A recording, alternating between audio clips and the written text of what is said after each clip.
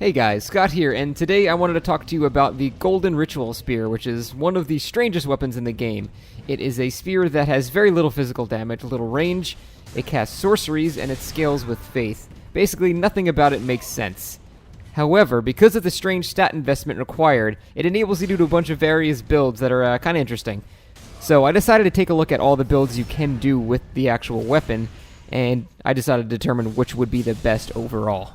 So there are three main builds that you can do with the Golden Ritual Spear. The first is a pure melee build, which is basically base level intelligence, 60 faith, and then as much strength and dexterity as your build can allow. Now this is kind of awkward because while it's one of the most damaging spears in the game if you pursue this path, the range is very, very low. Mostly due to how the actual character holds the model. It's like, what is this? Why would you hold it like this? What is that?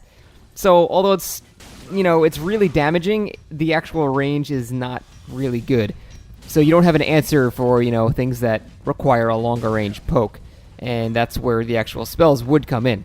So your other two versions of the build are it's like a hybrid miracle sorcerer build, and it's definitely the most popular amongst people that recommend the weapon and people that make guides for it. And I can see why, because it is by far the most interesting way you can play. With this build, you can pretty much use every single spell in the game, or at least most of the useful PvP ones. So with this build, you would have about 30 intelligence, 60 faith, and then 10 dex and 10 strength, base level requirements. Now this enables you to use most of the spells in the game. And on paper, that sounds awesome, because you can have endless levels of mix-ups, you can change your timings, and have a solution for every answer. But the thing is, when you do this type of hybrid build, all of your damage suffers. So if I have a lightning stake, if I have a talisman with lightning stake in my offhand, suddenly all of my sorceries are doing less damage because now I can't have the Scholar's Candlestick in my offhand. And if I'm casting miracles, then I'm probably going to have, the miracle boosting rings on, which means my sorcery rings are not there, which means that my sorcery damage is going to suck. Or if I have, all my sorcery rings, then my miracle damage is going to suck. If I throw pyromancies on there, they're going to do damage because I need rings for that. It's really the rings that I think make the hybrid not the most effective build in the game. It's definitely the most fun to play because you can do almost anything, but I don't think it's the most effective overall because of the fact that you need rings for all of the different types of spells. You would need, you would need 6 rings to get the max damage out of each spell class, and you're obviously not going to be able to do that. So overall, while I think the hybrid style is very fun to play, I experimented with it a lot, and I did not get as much success as this last build, which is the pure sorcerer build. And it seems strange having a pure sorcerer build with 60 faith, but the way you would do it is get your intelligence up to 23, and that is a crucial point because that is where you can use Farron Flash Sword, you can use Soul Greatsword, and you can use Great Farron Dart. 23 is the breakpoint for a lot of those spells. And then you have the 60 faith to actually get the damage out of it. Now the great thing is you can still have a talisman in your offhand and have a health regen buff or a heal or something like that. So you can still get great utility out of it. I would not rely on offensive miracles because really the only thing, if you're doing a miracle sorcerer hybrid build, the only use of a miracle there, the only useful miracle would be Lightning Stake. Because everything else sorcery can do better. If you're trying to do a Sunlight Spear at range, Crystal Soul Spear is better. If you're trying to do something close range, Fire and Flesh Sword is better. Sorcery has more answers to offensive spells than miracles do. And if your Lightning Stake isn't doing a lot of damage because you don't have all the miracle rings, then obviously it's not worth the trade. You'll probably end up losing.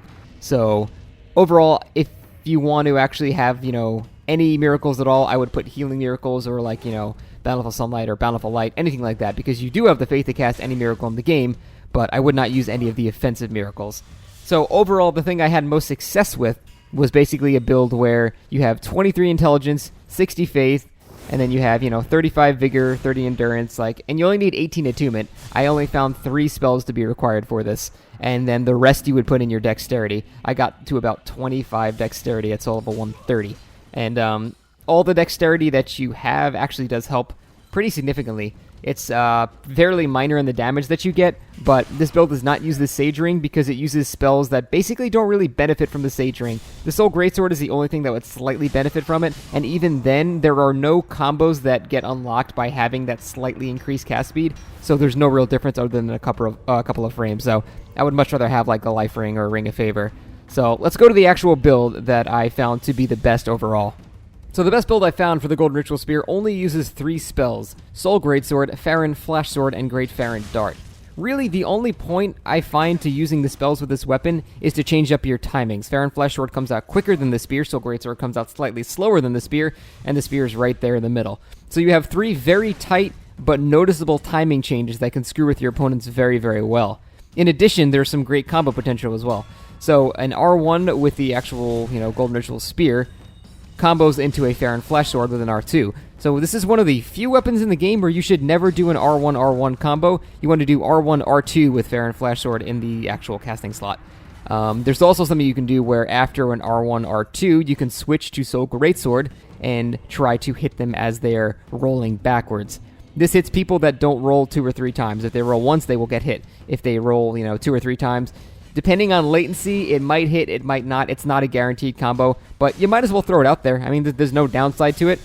Another great thing about the utility of even just these 3 spells, that's all you need, is that Farron Dart is great at making players roll into you, and the recovery on Farron Dart is so low that when they're rolling into you, you can already be mashing your spear and getting them ready for another combo.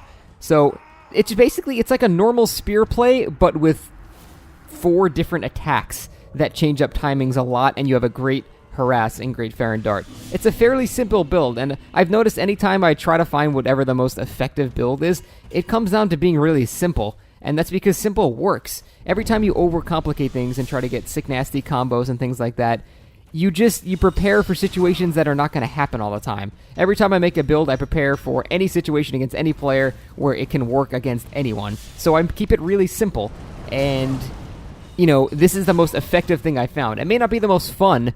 I personally enjoy the hell out of it. I really enjoyed playing like this. But, if you're looking for fun, then I would go with the Hex version, the Miracle Sorcery build. But if you're looking for the most effective version, then I would definitely stick with the Pure Sorcery. You make sure to always have Steady Chant up, because that actually buffs the damage of your weapon in addition to your spells. You want to get as much sorcery damage as you can out of, every spell that you cast, so you're going to want the Scholar's Candlestick in your offhand at all times. I generally two-hand the spear most of the times. You can use a shield as well, but then you lose the Scholar's Candlestick, so I don't recommend it. Even put on the stupid Crown of Dusk. Just, if you're fighting a caster, do not forget to take off the Crown of Dusk, because you will get annihilated. But, I mean, other than that, this is the best way to play. I mean, it's really simple. It's just, basic spear play with a twist. And that's all you need to wreck everybody. You don't need the fancy, R1 into R2 Flash Sword into Lightning Stake combo and a Radiant Fireball. Like, you don't need that stuff. And again, if you want to do that, that's great. Go for it. I'm sure you'll probably have more fun with it, but you'll probably lose more too. So, if you're looking for the best way to use the Golden Ritual Spear, I believe this to be it after using it for basically a week now. So, definitely give it a try. It's pretty fun to use, and I'd say the only real downside to it is the range. The range is really short. It's like the Follower's Javelin. You really got to get used to the range, but that's where the other spells come in. Soul Greatsword and Farron Flash Sword give you extended range, and Great Farron Dart is basically infinite range. So definitely got to experiment with the various spell combos, but you've seen pretty much the majority of the build right here, in the past 5 minutes of clips. So overall, it's actually really good when you're using a pure sorcery build. The Miracle and Sorcery build is really fun, not quite as effective, and pure melee is probably not the way you want to go. But that is the Golden Ritual Spear, guys. I hope you enjoyed this video, and let me know if you have any questions. I'll be happy to answer them, and it is good to be back. Take it easy, guys.